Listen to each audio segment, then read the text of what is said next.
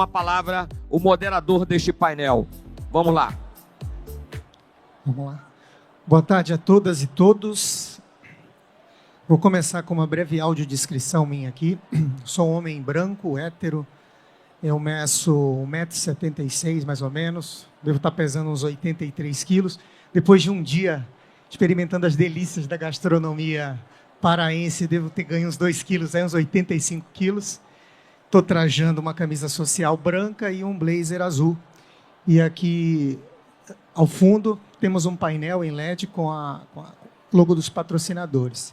Bom, eu sou o Cláudio, sou engenheiro de formação, funcionário de carreira da Autoridade Portuária de Santos há 15 anos.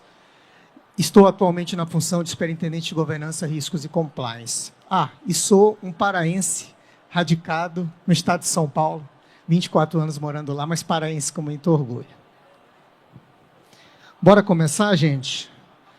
Você sabe que depois de 24 anos eu troquei o bora pelo vamos, mas depois de um dia de Belém, ele já reativou o bora novamente. Então, é uma honra iniciar o painel Caminhos para a Logística Sustentável, Integração Modal e Eficiência Energética, nesse contexto singular da COP30, realizada pela primeira vez no Brasil e na Amazônia. O evento marca um momento histórico de protagonismo nacional em um dos temas centrais do futuro: como integrar desenvolvimento econômico e preservação ambiental em escala global. O Brasil se destaca como um dos principais exportadores mundiais de granel sólido, sustentado por forte produção no Centro-Oeste e por uma complexa rede logística. A integração dos modais ferroviário e portuário vem ganhando relevância estratégica, ao permitir ganhos expressivos de eficiência energética e redução das emissões de gases de efeito estufa. Entre os avanços, observa-se a expansão da malha ferroviária nacional, o aprimoramento das redes existentes, a ampliação de terminais portuários e a adoção de tecnologias inovadoras, todos apoiados por iniciativas públicas e privadas. Nesse painel, promovido pela Rumo Logística, reunimos especialistas de instituições públicas e privadas diretamente ligadas à infraestrutura e à logística nacional para debater o papel da integração modal ferro-portuária na eficiência energética, os seus desafios de carbonização e as oportunidades para uma logística sustentável e competitiva. No cenário da COP30, a COP da Amazônia, reafirmamos o compromisso de trazer soluções integradoras, inovadoras e responsáveis por uma agenda climática global. Nesse momento, vamos iniciar a composição da mesa. Gostaria de parabenizar Rumo na pessoa do Rafael Guimarães. Primeiro, obrigado pelo convite, pela Autoridade Portuária, e parabéns pela iniciativa desse painel, e por promover um espaço de diálogo tão relevante sobre os caminhos para uma logística mais eficiente, integrada, dispensável e sustentável. Gostaria de dizer também que é uma satisfação dividir essa mesa com colegas que representam instituições fundamentais nesse processo, cada um trazendo uma contribuição valiosa sobre os avanços, desafios e oportunidades que moldam o futuro do setor. Antes de iniciar a fala, gostaria só de falar um pouco sobre a dinâmica do painel. O painel vai ser dividido em 2 blocos. O primeiro bloco são perguntas mais setoriais, mais amplas, e no segundo bloco, perguntas mais direcionadas a cada uma das instituições. Cada um dos senhores terá de 3 a 5 minutos para responder cada uma dessas perguntas. Ao término, eu vou fazer se o Rafael me permitir, eu vou fazer uma fala de encerramento, divulgando algumas iniciativas também da Autoridade Portuária de Santos, e aí a gente volta para uma fala e conclusões finais de cada um de vocês no tempo de 1 minuto. Se o tempo permitir, a gente abre para o público contribuir também. Vamos lá? Seguinte, para fazer um disclosure, a gente tem um público bastante heterogêneo, estudantes inclusive. Gostaria de deixar registrado que, no Brasil, o nosso grande desafio com relação à integração modal é a gente ter uma matriz de transporte que seja mais equilibrada. Por uma série de fatores, inclusive históricos, a nossa matriz ela é muito intensiva no modal rodoviário. Isso não é de hoje, esse diagnóstico já é antigo. Aí eu vou passar a palavra para a Ana, com a pergunta seguinte: Ana, quais você considera serem os principais desafios e oportunidades para ampliar a participação do transporte ferroviário na matriz logística brasileira frente às demandas ambientais, econômicas e sociais do país? E quais são as estratégias regulatórias inovadoras que podem contribuir para superar barreiras históricas e promover o desenvolvimento sustentável do setor portuário? Olá, boa tarde. Eu sou Ana Beatriz, da NTT. audiodescrição, né? Eu sou mulher branca, hétero, estou vestindo um vestido marrom. Fala um pouco mais próximo. Certo, obrigada. Aqui, como você falou, nosso modal rodoviário, nosso modal de transporte, nossa logística de transporte é eminentemente rodoviária. Todo mundo sabe a quantidade de caminhões que nós temos nas estradas, todo mundo reclama disso, todo mundo que anda nas rodovias fala disso, né? E os caminhões, o grande problema com relação à vertente descarbonização, exatamente o modal rodoviário ele é eminentemente mais poluidor frente ao ferroviário. O modal ferroviário ele é 70% menos poluidor do que o modal rodoviário, e isso já é por si um desafio que nós temos que lidar. Então, expandir esse transporte ferroviário é um desafio para a nossa malha. A gente tem que conseguir trazer e incentivar que a malha rodoviária para cima de 400 quilômetros, que em tese é o que se trabalha, seja feita por via ferroviária, e a capilaridade, que para alcançar menores cursos, seja feita via caminhão. Isso seria o nosso mundo ideal, né? Só que no Brasil, isso, assim, a gente vem retrocedendo com relação a ferrovias, e o que eu vejo, que a gente consegue ver como desafios é o alinhamento de políticas públicas, o planejamento da logística brasileira. Isso a gente pode ver bem na estruturação dos contratos, que bastante deles são feitos via Infra-SA, que o Bruno está aqui do lado, né? O tratamento de facilitação de financiamentos e investimentos em ferrovias e a promoção de inovações, que também é uma vertente que é muito carente ainda na seara ferroviária, né? Mas, ao mesmo tempo, ela é bastante ampla, né? Com relação a lidar a isso, nós tratamos, existe a necessidade de fazer um planejamento ferroviário bastante integrado, que é feito pelo governo. É um desafio constante, é um desafio que, às vezes, nós temos a opção de fazer uma prorrogação ferroviária antecipada em contratos ferroviários, nós temos a opção de fazer um novo contrato e a opção de rever tudo isso e fazer um novo, propor um novo, assunção pelo Estado. Tem N opções e todas elas estão sobre a mesa a fim de ter uma certa decisão. Enquanto isso vem para um contrato, ele tem que ser estruturado a fim de que ele tenha atratividade, de que ele seja financiável a baixo custo e a longo prazo. Então, é isso que nós temos que fazer para fim de estruturação e lançar um contrato em leilão, conseguir financiamentos em boas condições em curto prazo. Esse é um grande desafio. E, para conseguir isso, muitas vezes nós precisamos de inovações. Inovações trazer especificidades para os contratos. Um contrato que tem uma certa característica, aquela característica tem que ser trabalhada a fim de suprir uma certa dificuldade ou assim de promover um certo benefício de um setor, né? Para isso, nós temos, por exemplo, incentivos à carga geral, que também é um incentivo à descarbonização, por meio de isenções ao acréscimo de outorga. Nós podemos falar também de incentivos em projetos que sejam integrados no viés multimodal, assim, com relação ao porto, com relação a uma rodovia, né, facilitando essa integração entre os modais de transporte.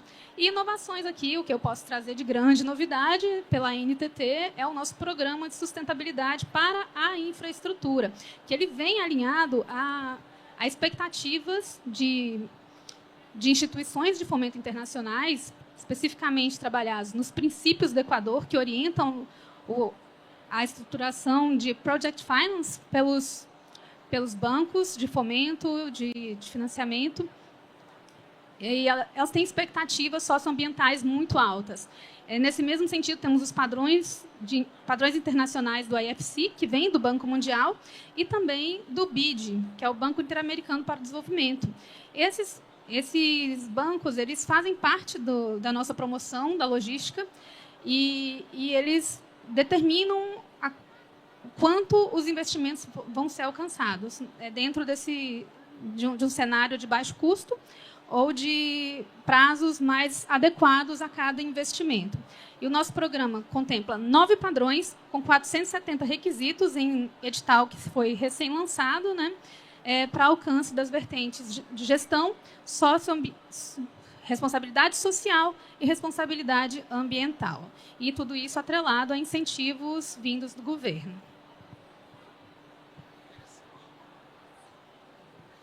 Muito interessante, Ana. Saindo um pouco da visão do órgão regulador, agora vamos entender um pouco da visão do órgão que faz a modelagem dos principais projetos de infraestrutura do Brasil, que é a Infreciar. Bruno, do ponto de vista da gestão territorial e ambiental, quais ações estruturantes são prioritárias para garantir que a expansão ferroviária seja integrada, eficiente e transformadora para o desenvolvimento nacional? E que lições podem ser extraídas das experiências já em curso, considerando aspectos de planejamento, mitigação de impacto e engajamento das partes interessadas? Boa tarde a todos. Mais uma vez, a satisfação estar aqui com todos e todas, participando desse painel. Agradecer a CNT, a Move Infra pelo espaço. Acho fundamental, estou muito feliz de ver o transporte sendo colocado no centro das discussões de sustentabilidade. Isso, para a gente que atua na área há tanto tempo, é de uma enorme satisfação. Agradecer a Rumo aqui também pelo convite, na pessoa do Rafael, para estar aqui e poder falar um pouquinho do que a Infra enxerga sobre esse tema. Agradeço ao Cláudio também pela pergunta. Bom, eu vou resumir, Cláudio, em algo que eu acho que é óbvio, porém não trivial. Mas, às vezes, quase sempre o óbvio tem que ser dito, né? E eu acredito que, em termos de medida estruturante, o mais relevante que a gente precisa fazer, a gente precisa aperfeiçoar, a gente precisa caminhar nesse sentido, é de legitimação dos projetos. Tanto legitimação institucional, que significa uma articulação interinstitucional forte, porque quando a gente fala em empreendimentos ferroviários, são grandes empreendimentos lineares que atravessam diversas realidades, e esse empreendimento vai exigir um licenciamento ambiental que envolve diversos atores. Então, é importante que exista esse alinhamento institucional de que aquele empreendimento ele é prioritário e ele é importante. Acho que esse é um dos lados da legitimação que eu trato. Tá? E uma segunda legitimação, que eu acho que é mais relevante ainda, é a legitimação social dos projetos. Né? Nós precisamos aperfeiçoar muito o processo de legitimação social, trazendo a sociedade cada vez mais para participar dessa construção e, mais do que isso, o quanto antes melhor. Antecipar e dialogar é fundamental para que o projeto se desenvolva, seja concebido e se desenvolva da melhor maneira possível, com velocidade. Se queremos fazer com que a infraestrutura de transporte se expanda, e se expanda de forma sustentável, eu acho que antecipar e dialogar é fundamental, tanto com as instituições quanto com a sociedade. Só isso vai ser capaz de garantir um processo de licenciamento ambiental fluido, vai ser capaz de garantir menos entraves ao longo do tempo do empreendimento. Nós temos diversas experiências em que esse trabalho não foi feito, né? E aí o empreendimento trava ao longo de 10 anos. Né? São 10 anos para resolver uma questão que, se você tivesse se antecipado e tivesse dialogado de forma franca com as comunidades tradicionais, com a sociedade, com as pessoas que são afetadas, né, por aquele empreendimento, isso não teria acontecido. A gente precisa lembrar que esses empreendimentos eles acontecem sobre um território vivo, um território repleto de sensibilidades ambientais, de sensibilidades sociais, sensibilidades econômicas, e isso precisa ser enxergado desde a fase de planejamento, né? Planejamento, concepção, implantação e operação. Isso precisa ser considerado durante todas essas fases. Eu acho que esse é a grande medida estruturante, viu, Cláudio, que a gente precisa adotar. Acho que no dia que a gente conseguir ter esse processo de legitimação, tanto institucional quanto social, bastante maduro, a tendência é que a gente alcance um voo de cruzeiro aí na implementação dos empreendimentos. Perfeito. Eu vou pegar um gancho na tua fala e puxar a brasa para a minha sardinha. Né? Você falou de alinhamento institucional e falou de licença social. Né? A sociedade civil também é uma parte interessada do processo dos empreendimentos. Então, é através da governança, envolvendo administração pública, iniciativa privada, terceiro setor e sociedade civil, que a gente vai conseguir enfrentar os grandes problemas, não só de transporte. O processo de transição energética só vai acontecer no tempo que a gente precisa, se tiver essa integração. Então, a governança, aí está a importância do G da governança, né? Pessoa que juntou a sustentabilidade com a governança, com esse propósito. Outro agente importante dessa governança é a iniciativa privada.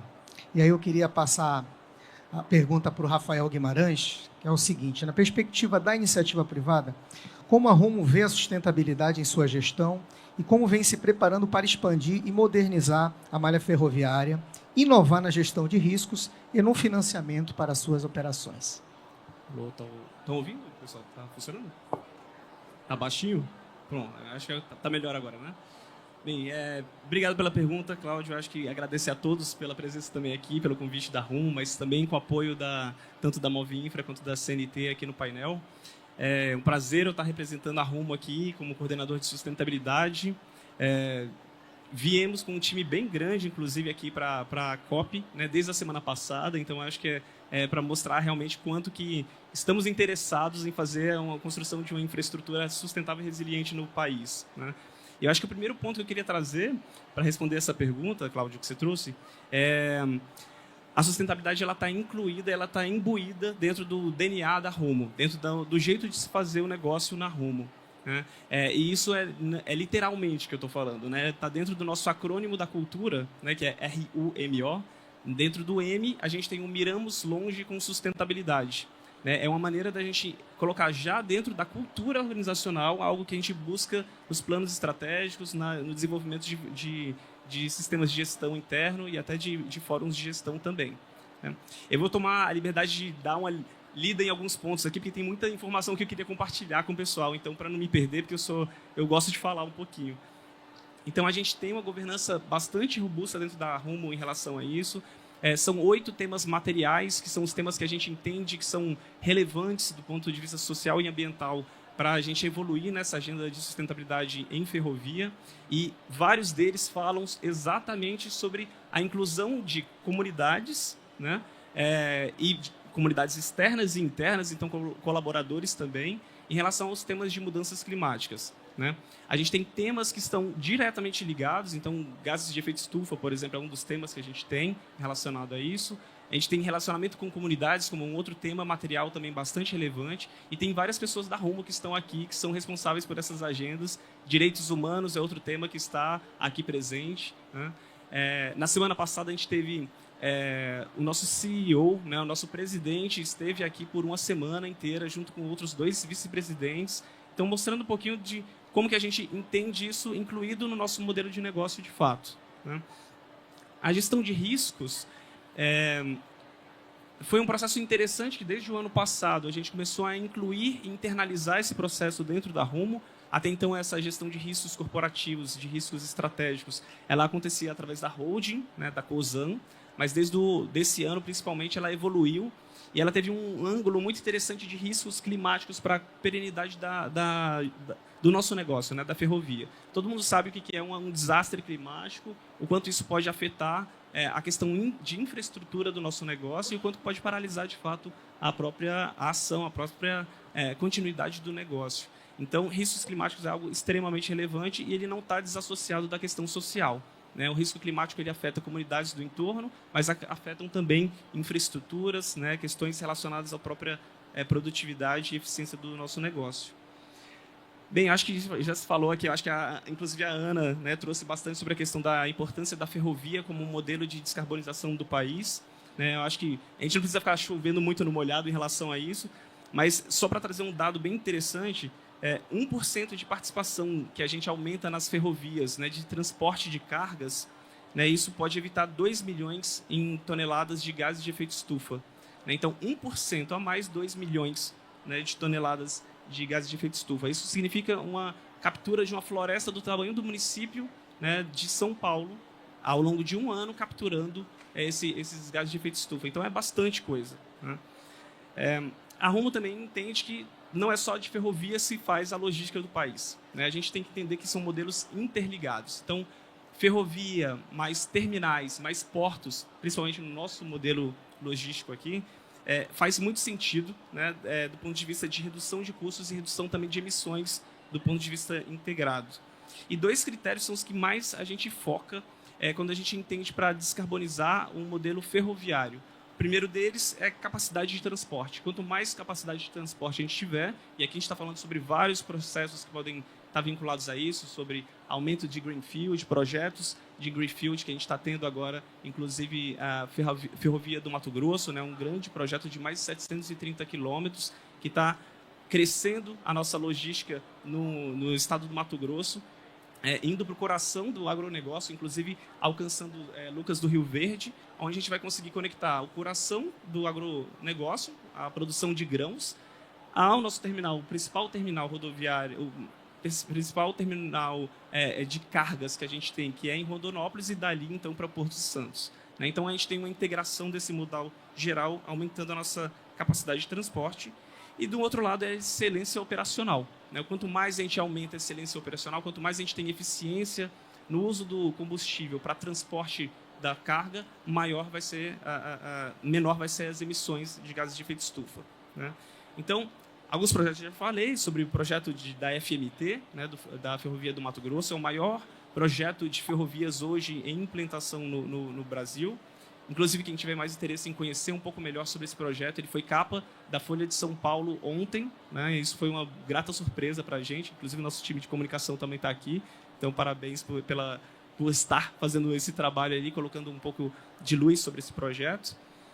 As obras da Malha Paulista, né? Então a gente tem um aumento da capacidade de carga dessa Malha Paulista, que é o principal corredor logístico que a gente tem, que sai de 45 milhões de toneladas em 2020 e alcança agora, né, nesse momento, 53 milhões. A gente tem uma intenção de chegar a 75 milhões no final do projeto. Então, quanto mais carga, maior eficiência novamente. E aí deixa só um primeiro sinal aqui para o Cláudio também falar depois sobre o Porto de Santos, que é a nossa interação com o FIPS. Né? A gente tem uma ferrovia interna do Porto de Santos, que tem bastante quilometragem de trilhos lá dentro, e aumentar essa logística, melhorar essa eficiência, também aumenta bastante a redução de gases de efeito estufa. Último ponto, eu não sei, eu acho que eu já estourei bastante do meu prazo aqui, mas só falar um pouquinho sobre financiamento para grandes movimentos em ferrovias. Né? Acho que a Ana também trouxe, né, sobre o grande desafio que é a gente conseguir encontrar ângulos onde a gente consiga capturar recursos e colocar em função de todos esses projetos que eles são muito capital intensivos. Né? Construir uma ferrovia não é uma coisa simples, não é uma coisa barata, ele modifica paisagens, ele afeta, de fato, né, estruturas em grande escala. Então, para esse sentido, a gente tem um olhar muito, hoje, né, a Rumo tem um olhar muito específico para o mercado de capitais, então um acesso tanto a Green Bonds como Sustainable Linked Bonds ou debêntures verdes também, são mecanismos de financiamento que a gente vai atrás de investidores interessados em participar do nosso negócio, e aí fica sempre um olhar, né, em relação a isso, sobre a carência para o setor ferroviário de linhas de crédito, de linhas de apoio, realmente para a gente aumentar cada vez mais a nossa malha, não só para greenfields, que é a construção de novas malhas, mas também a questão de manutenção das malhas permanentes que já existem. Excelente, Rafa, obrigado. E agora, para fazer o fechamento desse bloco, vou chamar ela que possivelmente tem a visão mais holística do setor, até pela sua atuação na Move Infra. Raíssa, quais são os pontos críticos de atenção socioambiental e institucional para que o avanço da infraestrutura ferroviária contribua de forma efetiva para o desenvolvimento regional e nacional? E como podem ser fortalecidas as práticas de diálogo, consulta e participação das comunidades envolvidas? Falamos disso, né? Visando mitigar impactos e potencializar ganhos compartilhados. Obrigada. Boa tarde, pessoal. Me ouvem bem? Sim? Ok. Cláudio, obrigada pela pergunta. Rafa, no nome da Rumo, obrigada pelo convite, por integrar esse painel. A Rumo é uma empresa absolutamente comprometida com sustentabilidade, com diversidade, e eles fizeram questão de ter representatividade em todos os seus painéis. Então, agradeço o convite e parabenizo a iniciativa de vocês. Eu até tinha algumas anotações aqui bem preparadas, mas eu acho que eu vou pegar o gancho de que cada um falou um pouco, né?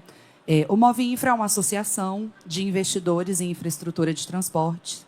Nós temos 6 associados e todos os modais de transportes representados: rodovias, ferrovias, portos, aeroportos, hidrovias e mobilidade urbana, né? Então, eu gosto de dizer que o Move Infra é intermodal. A gente tem todos os modais representados e o nosso foco é justamente garantir que exista segurança jurídica para que os investimentos aconteçam e a gente atrair, né, mais investimentos, ferramentas de investimento e que sejam investimentos com foco em sustentabilidade. Então, acho que, de fato, é um bom papel é um bom lugar para encerrar essa discussão. Em termos de impactos socioambientais, eles vão ser os mesmos para qualquer obra de infraestrutura, independente se é de rodovia, de ferrovia, de saneamento básico, enfim. Os impactos eles sempre vão ser os mesmos e são 3. São impactos no ecossistema, e aí entra a natureza, a fauna, a flora, o ser humano. Então, é todo o ecossistema, ele vai ser impactado. Também vai haver impacto em relação às mudanças climáticas, né? Seja pela mudança no uso do solo, seja pelo tipo de combustível que é utilizado durante a construção e etc. E também os impactos na parte de desapropriação e na parte de gestão fundiária. Então, qualquer obra de infraestrutura vai ter esses 3 impactos.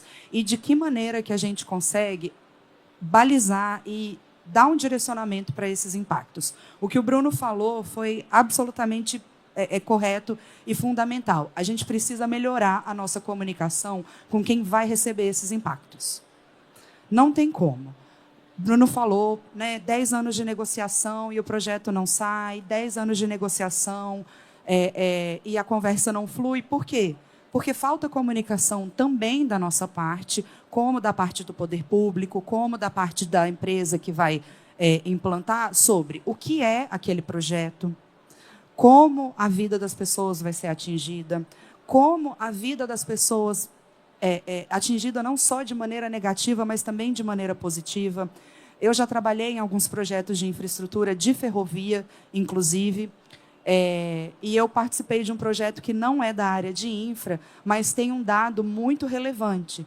Um município no estado de Maranhão, com mais de 100 mil pessoas, eles tinham menos de 50 pessoas com a carteira assinada que trabalhavam naquele município. Um projeto que foi para lá aumentou esse número para mais de 1.000. Então, assim, os impactos eles têm que ser positivos também, não pode ser só negativos. E a gente vai conseguir construir isso com comunicação, com a participação ativa de quem tem a sua vida impactada, com a compreensão de para que serve aquele projeto, de quais empregos vão ser gerados. A gente precisa que as partes interessadas atuem e desde o início. Eu vou encerrar por aqui para dar tempo da segunda rodada, senão eu vou me empolgar e vou falar demais.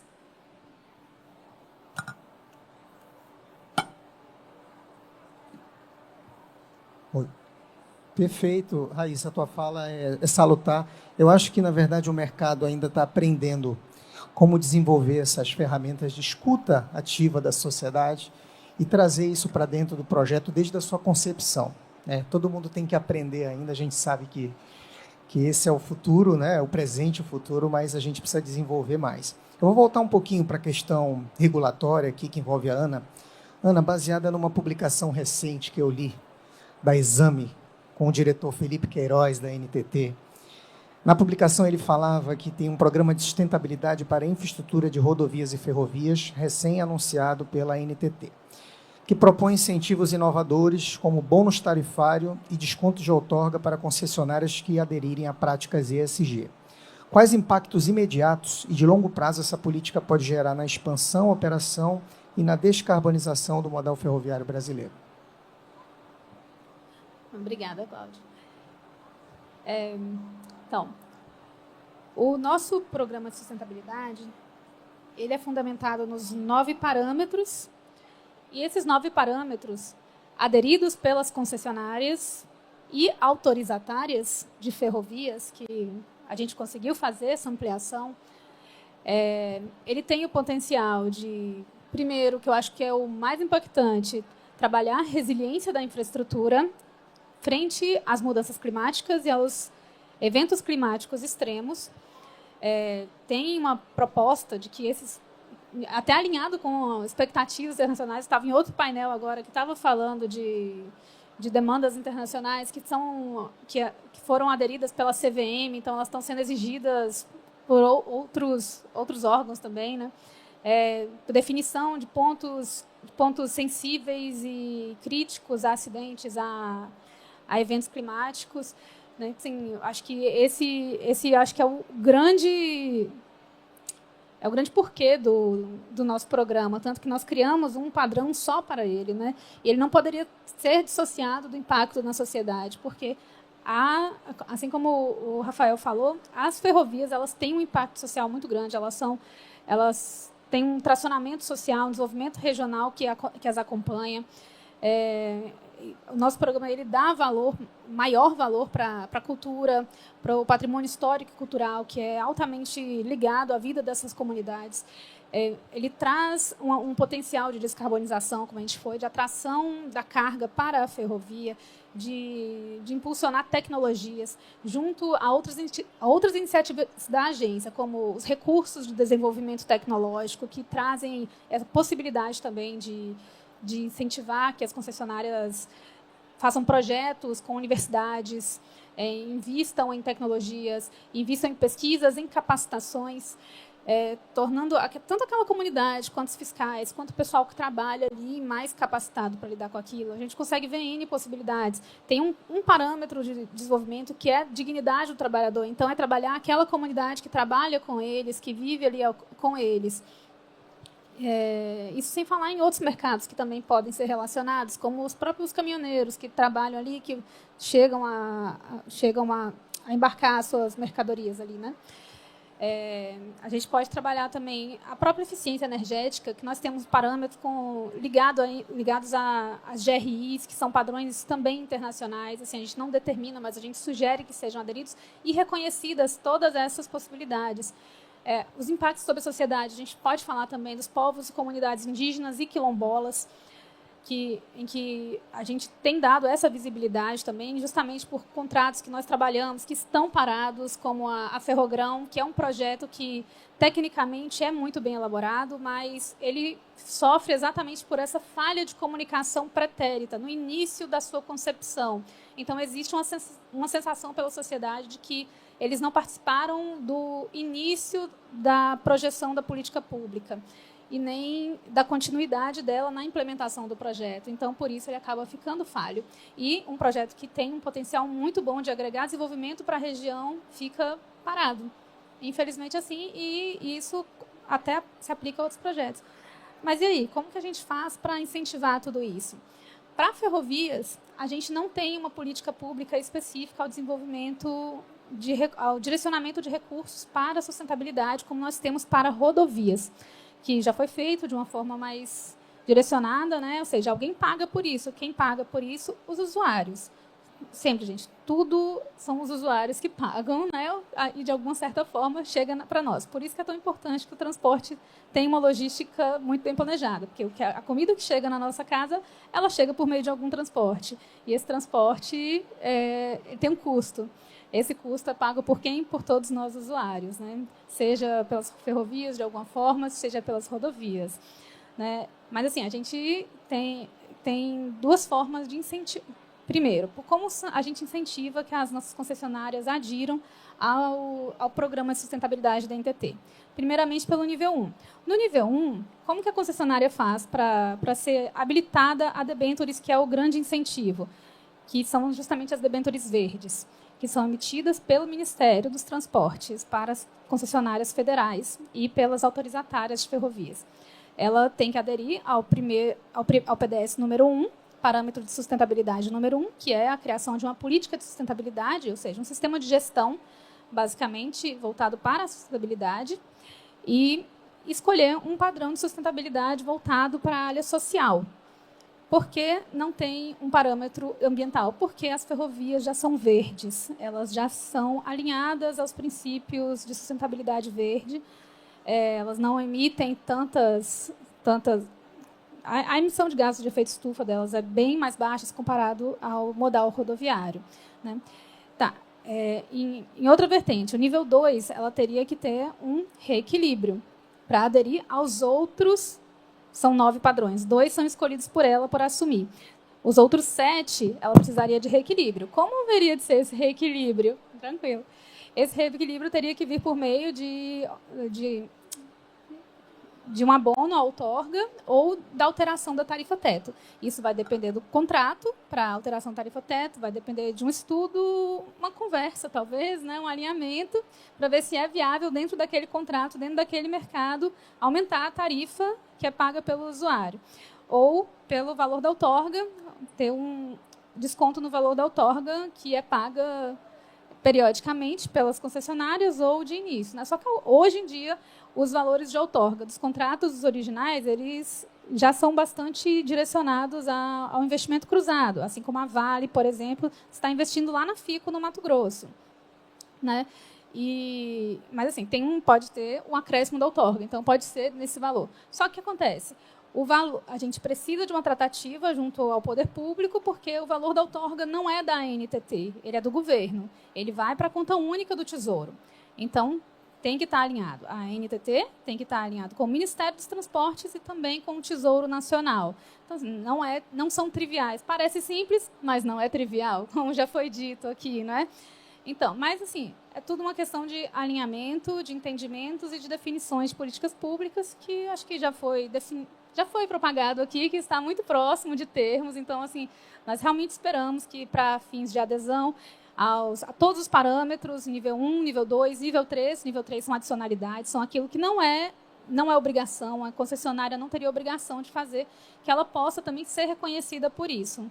E fica aqui um grande convite para que as concessionárias possam vir a aderir ao programa da ANTT e fomentar a sua vontade de ser mais responsável social e ambientalmente. Muito bom. Você comentou que o Ministério tem que estar nessa mesa também, né? Não só a NTT. De manhã, eu recapitulando aqui, nós tivemos um painel que o Clóvis estava presente aqui, e ele fez um discurso, né, uma fala bem apoiando essa tese, né? Na verdade, a gente sabe que as empresas elas trabalham para remunerar o seu acionista, e não tem nada de errado nisso. Então, enquanto a equação financeira de um projeto não para de pé, você traz a valor presente todo o fluxo de caixa, se não tiver um VPL positivo, dificilmente, né, o acionista vai aprovar aquele projeto. E, às vezes, precisa de uma ajudinha ali, de um subsídio. Quem vai fazer isso é o Estado, né? Não tem como fugir disso. E aí a NTT é bem criativa, né, na construção dessas... enfim, de como viabilizar isso do ponto de vista regulatório, porque não é simples também, né? Mas aí eu queria passar para o Bruno, que também trabalha muito com modelagem, e queria entender como que isso está sendo incorporado nas novas modelagens de concessões ferroviárias, considerando os desafios de licenciamento, mitigação dos impactos e potencialização dos ganhos socioambientais. E se você puder citar alguns avanços recentes que ilustram essa abordagem, também seria interessante. Perfeito, Cláudio. De maneira bastante objetiva, a InfraSA, como você já colocou, é uma estatal responsável pela estruturação de projetos, né? Além de projetos, a gente também desenvolve obras públicas ferroviárias, os grandes eixos ferroviários brasileiros, a infra que executa, né, a obra pública. No campo das concessões, nós temos, vamos lá, o Ministério define a política pública, a NTT publicou o seu programa de sustentabilidade, que a Ana trouxe aqui para a gente, e qual que é o nosso grande desafio? São 2, tá? Nós atuamos em duas vertentes principais. A primeira é como incorporar todas essas práticas sustentáveis da política da agência reguladora nos novos projetos, tá? E aí entra, o grande desafio é justamente o que você falou, a equação econômico-financeira. Como que isso fica de pé? Como que trazer para os projetos, para os futuros projetos, todas essas novas práticas de sustentabilidade? Na verdade, uma boa parte das concessionárias já desenvolve por conta própria, né, diversas dessas práticas, mas como que a gente incorpora isso na modelagem econômico-financeira do projeto?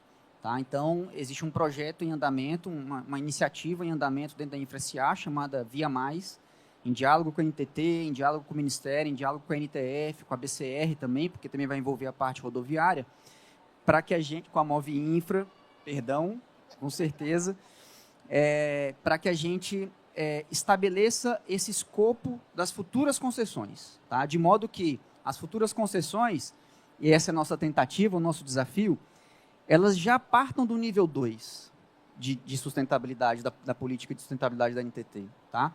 A NTT tem um desafio que é atrair as concessionárias para que elas façam adesão a essa política. O que a gente está falando é que os novos projetos a serem estruturados, eles já vão partir do nível 2. Tá?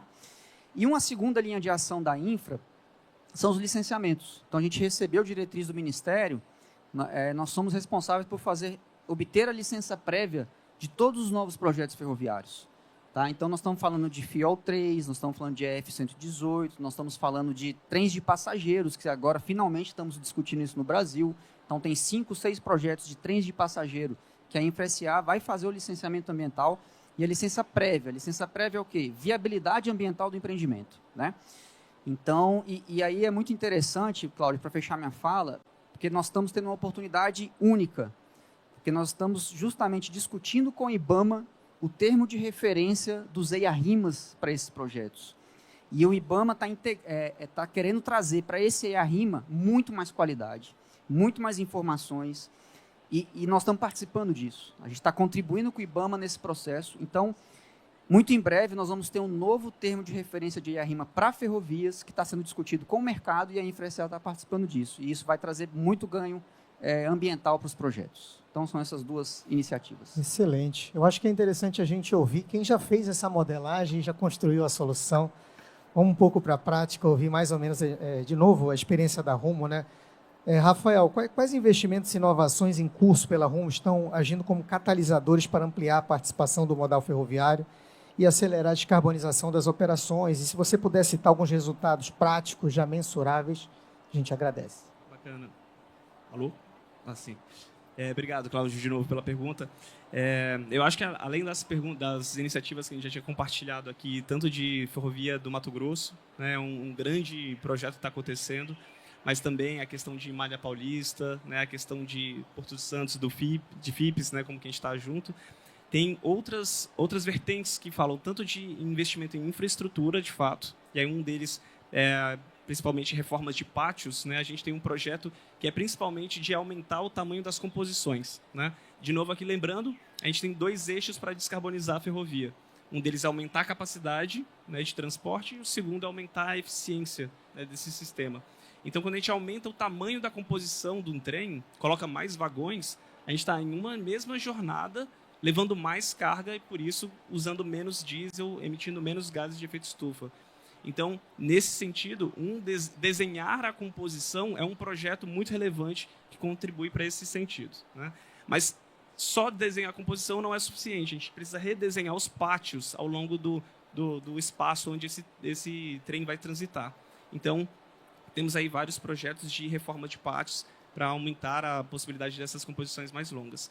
O próprio trem de 135 vagões, que é a composição que a gente está adotando hoje nos principais corredores logísticos que a gente tem, ele pode substituir até 300 caminhões, né, para fazer a mesma viagem se fosse por rodovias. Então, 300 caminhões versus uma composição de trem. Né?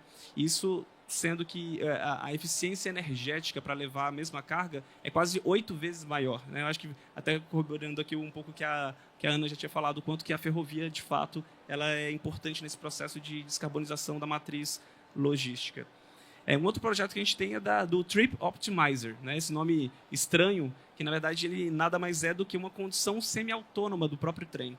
Então, o maquinista ele fica acelerando, freando ao longo de toda uma jornada, né? Que vai desde o Mato Grosso até o Porto de Santos. Essa tecnologia que é embarcada no trem, a partir de uma velocidade X, ela assume o controle do trem e ela vai entendendo a logística do caminho, o caminho que vai se desdobrando ali pela ferrovia ao longo do percurso, ele vai conduzindo a velocidade ideal. E isso é menos gasto de de diesel de novo e, por isso, mais eficiência também no transporte geral. Só utilizando esse Trip Optimizer, a gente já teve uma economia de 4% de diesel e uma redução de 25 mil toneladas de gás carbônico por ano, né? Então, são exemplos práticos aqui de como que a gente consegue fazer também isso acontecer. E, de uma maneira geral de resultados, e esse aqui realmente eu tive que anotar porque são números bem picadinhos, eu não queria errar, a gente já teve uma redução acumulada de 2020 até 2024 da casa de 11,97%, né, de redução já desde 2020. E a meta é, até 2030, a gente reduzir em 21%, né, o que a gente emitia em 2020. Só em 2024 já foram evitadas 6,9 milhões de toneladas de gases de efeito estufa, né, se a gente for comparar esse mesmo transporte de cargas versus caminhões, né? Então, realmente, aqui é uma economia bem interessante. E se a gente for puxar mais de trás ainda, lá de 2015, a nossa redução já foi de 41% das emissões de gases de efeito estufa por tonelada de TKU, né? Tonelada quilo útil, né? Da nosso transporte de cargas. Então, alguns dos exemplos, a gente tem muitos outros exemplos, inclusive eu deixo o convite aqui para quem quiser entender um pouco melhor sobre várias dessas soluções, que é acessar o nosso site de sustentabilidade da Rumo. A gente tem um site específico também falando sobre descarbonização, é um hot site que foi criado, inclusive em função da COP, né? E também convidar também para olhar um pouquinho melhor o nosso relatório de sustentabilidade, né? Que eu acho que tem bastante informação ali. Excelente. Sobrou para você, Raíssa, fazer o fechamento novamente. Essa pergunta aqui é uma pergunta de milhões, né? A Raíssa precisaria de umas 2 horas. E eu vou responder em 3 minutos. Vai ter 3 minutos. Basicamente, fazendo um fechamento de tudo isso que foi falado, Raíssa, o que você enxerga como sendo os principais desafios e oportunidades, sejam institucionais, regulatórios, ambientais, para consolidar a expansão do transporte ferroviário no Brasil e o que deve ser prioridade pensando em agendas futuras, colaborativas entre empresa, governo, sociedade, em toda essa governança que a gente falou? Certo. 3 minutos. Vamos lá. A gente tem os desafios institucionais relacionados à duração dos projetos, né? As ferrovias, os contratos de concessão das ferrovias, eles duram 30, 35 anos, então é muito tempo. As ferrovias, elas precisam de um tempo maior também para serem implantadas, para serem construídas. Então, essa questão desse prazo vem como um desafio institucional, mudam governos, mudam agendas, mudam prioridades e, às vezes, esses projetos não são continuados. Alguns desafios também regulatórios, mas que, como a Ana Beatriz apresentou super bem, já vem sendo superado. Eu sou fã número 1 do Programa de Sustentabilidade da NTT, de verdade. Eu acho que isso é um benchmark maravilhoso para outras agências e para outros programas que a gente tem. E é uma maneira de você atrair o setor privado, né? A cada vez se empenhar mais com critérios de sustentabilidade.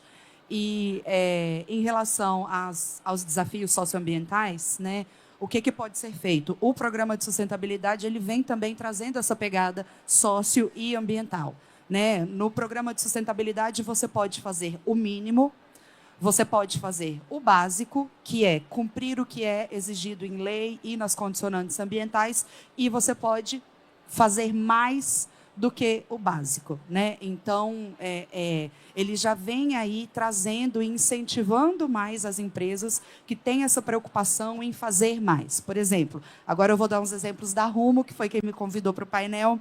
A Rumo, por exemplo, da parte social, ela tem um programa específico para a formação de organizações sociais, fundos municipais e empresas parceiras, em que eles orientam como fazer acesso às leis de incentivo. Então, a Rumo, né, aporta os seus recursos para ensinar quem está envolvido naquele projeto deles a se desenvolver ainda mais com as leis e os recursos que já estão disponíveis. Então, isso é um passo a mais que pode ser dado. E também, a Rumo também, além dessa questão desse projeto próprio, ela trabalha bastante com a parte de revitalização de espaços públicos e com questões de formação profissional. Então, se a Rumo está num projeto, numa localidade, e ele sabe que naquele projeto da construção da ferrovia do Mato Grosso, daqui 4 meses, 6 meses ou 1 ano, ele vai precisar contratar uma série de soldadores. Então, ele vai lá no Cine, ele vai lá com o Sistema S, faz os acordos de cooperação, forma os trabalhadores locais para que eles tenham emprego e que eles sejam absorvidos pela obra. Então, isso tudo são coisas que podem ser feitas a mais e que a NTT na vanguarda já está incentivando as empresas que fazem. E é isso. Muito obrigada. Não vou estourar o tempo, porque eu sou muito Caxias com essa questão de tempo. Muito obrigada. Excelente, Raíssa. Agora, trazendo um pouco para o contexto portuário, né, gostaria até de divulgar algumas ações do Porto de Santos, e a nível de informação também, não sei se todos conhecem o Porto de Santos, mas primeira coisa, né, quando a gente olha para trás, olhando o aspecto ferroviário em especial, a gente olha 10 anos para trás, Porto de Santos saiu de uma movimentação de 111 milhões de toneladas em 2014, ano passado nós movimentamos quase 180 milhões de toneladas.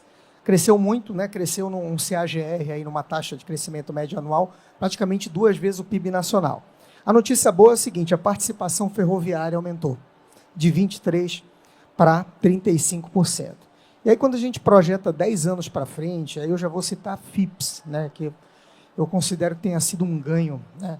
A FIPS, eu não sei se todos conhecem, mas é a ferrovia interna do Porto de Santos, que assumiu a operação em outubro de 2023. A FIPS é uma associação colaborativa, associação com propósito específico, que contempla todos os operadores que têm acesso ferroviário ao Porto de Santos. Nós botamos uma mesma mesa e falamos, vocês têm que discutir os problemas do Porto de Santos. E foi criada toda uma governança para isso acontecer. Resultado disso, o modelo virou referência, os outros portos estão adotando o mesmo modelo da FIPS. Então, a FIPS já tem participação nesse resultado, e quando você projeta o futuro, a gente pensa em saltar dos 50 milhões de toneladas por ferrovia hoje para 115 em 10 milhões, em 10 anos. Vai chegar um momento que a curva vai haver uma inflexão. O ferroviário vai passar o rodoviário, e a gente estima que isso vai acontecer em meados de 2035. Para além do modal ferroviário, gostaria de citar algumas realizações também, mais relacionado à pauta de sustentabilidade. Nós fizemos recentemente a eletrificação dos nossos rebocadores. Todo mundo sabe, o rebocador é aquela embarcação que puxa e empurra o navio. Quando você olha isso em termos de inventário, ele pode até não representar um volume muito grande, mas o gesto, né, que a autoridade portuária deu foi muito importante. As empresas que prestam esse serviço, são em torno de 5 empresas, se reuniram em um sindicato, e esse sindicato fez uma parceria com a PS, e hoje essas embarcações, 70% do tempo elas estão paradas, estão sendo alimentadas por energia por terra, energia da usina hidrelétrica de Tatinga, que é uma energia limpa. Além disso, nós avançamos na pauta de governança. Em 2023, criamos o Manifesto ISD do Porto, que é um hub ISD que contempla hoje mais de 51 signatários, os principais terminais, né, operadores estão lá. Não só isso, o terceiro setor também participa como apoiador do manifesto, e hoje ele virou uma grande incubadora de projetos, né? Então, um projeto hoje de sustentabilidade ele é discutido no seu nascedouro ali no manifesto, então ele já sai meio que lapidado, né, com as arestas aparadas, já sai com alinhamento de todos. E, além disso, ele se propõe a construir, que é um desafio, uma agenda que seja única, não só da autoridade portuária, mas do Porto de Santos, ou com olhar de complexo portuário, de comunidade portuária, para curto, médio e longo prazo, e para isso a gente criou grupos temáticos. O Bruno Takano, que está aqui, lidera o grupo de mudanças climáticas, que é quem vai dizer como a gente vai atingir o Net Zero lá em 2050, discutindo com o que tem de melhor em termos de ambientalistas nos terminais. Eu lidero o grupo de governança de compliance, faço o mesmo dentro da minha caixinha. Então, o manifesto ele trouxe esses avanços. Além disso, recentemente contratamos o Aranha, está aqui, Sidney Aranha também, que é gestor desse contrato, plano diretor energético e o plano de carbonização do porto. Por que o plano diretor energético, Aranha? Para a gente avançar no conceito de eletrificação de navios, que é mais difícil do que de rebocador, a gente precisa entender aspectos de demanda. E aí o plano diretor energético vai dar essas respostas. E o plano de carbonização vai fazer a gente ampliar o nosso inventário, principalmente no escopo 3 ali, que é o principal, que são as emissões de navios, e em cima desse inventário a gente vai traçar metas também, curto, médio e longo prazo. Com uma grande instituição também que vai fazer esse trabalho internacional. Outro aspecto que conversa com o que a Ana comentou, do incentivo, é que nós temos uma política de incentivos tarifários no Porto de Santos também, desde 2023, que já totaliza 40 milhões de reais. Né? É como se a gente dividisse a conta né? Ou seja, o terminal que faz o investimento verde, que começa a fazer o seu inventário de gases de efeito estufa, ou que faz a implementação do Onshore Power Supply, ou que briga para renovar sua frota para navios verdes, ele vai ganhando acréscimos ali em termos de descontos na tarifa portuária, né? Só em 2025, se não me falha a memória, o Bruno deve ter esse número na cabeça, em torno de 17 milhões de reais, né? Então, conversa com essa modelagem, né, ferroviária que a NTT está fazendo. Acho que a gente chegou agora ao momento de considerações finais. Gostaria de agradecer novamente ao público, à Rumo, ao Rafael pelo convite. Eu gostaria de passar a palavra para vocês. Nós já estouramos o tempo.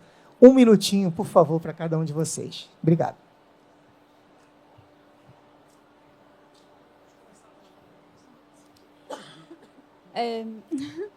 Eu agradeço aqui o convite, Rafael. Agradeço a presença e a participação de todos também.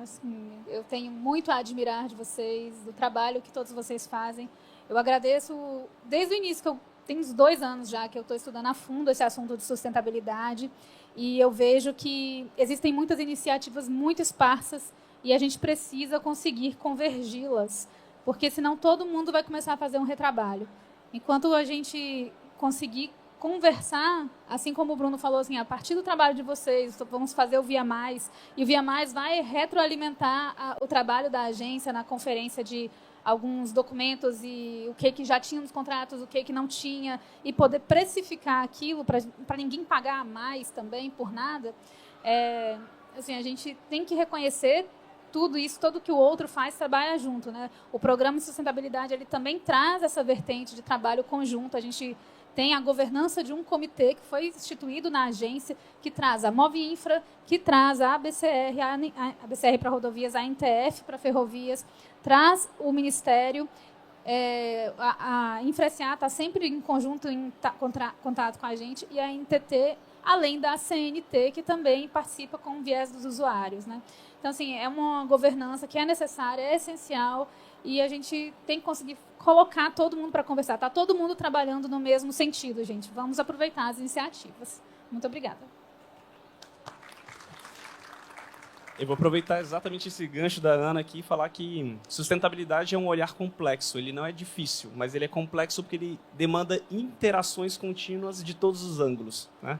Eu acho que o que a gente... E eu agradeço já a todos os participantes dessa mesa, mas quando a gente trouxe essa proposta de trazer olhares diferentes, né, para essa mesma discussão, que é falar sobre uma cadeia de valor, que é a multimodalidade, ela é para reforçar que isso não é simples de ser feito, isso demanda um olhar público-privado, né, e ele demanda um olhar de longo prazo.